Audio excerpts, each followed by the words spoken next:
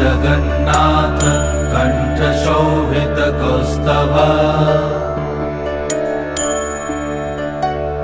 Padmanabha Vedgarbh चन्द्रसूर्यविलकना Jagannath Loknath नीलाद्रीश परहरि